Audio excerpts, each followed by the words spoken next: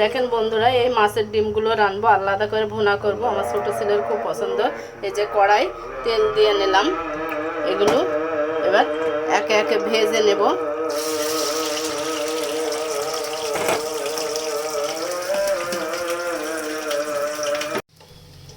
দেখেন বন্ধুরা, এই যে মাছের ডিমগুলো ভাজা হয়ে গেছে, এবার উঠিয়ে নিই। একে একে করে উঠিয়ে নিতে হবে সবগুলোই। এই যে কি সুন্দর হয়েছে, খুব মজা করে ভাত খাবে আমার ছেলে। কবে থেকে বলে যে মাছের ডিম নিয়ে এসে ওর আব্বুকে। এই দেখেন হয়ে গেল মাছের ডিমগুলো ভাজা।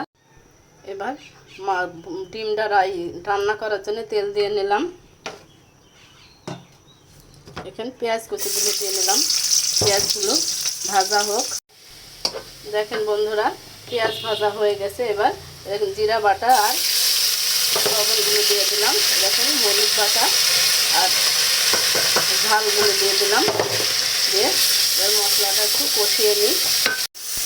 দেখেন বন্ধুরা, মশলা কষানো হয়ে গেছে। এবার পানি দিয়ে দিই। পানি দিয়ে ফুটুক সুন্দর করে। দেখেন ডিমে ভাজাগুলো দিয়ে দিই। দেখেন হলো, মাছের ডিম রান্না হচ্ছে, হোক ফুটুক। দেখেন বন্ধুরা, মাছের ডিম রান্না হয়ে গেছে, খুব সুন্দর হয়েছে। দেখেন ডিমগুলো রান্না হয়ে গেল। এবার নামিয়ে নিই, গ্যাসটা অফ করে দিই। এবার দেখেন ঢেলে নেব, আস্তে আস্তে গরম তো। দেখেন ঢেলে নিলাম, খুব সুন্দর হয়েছে মাছের ডিম রান্নাটা।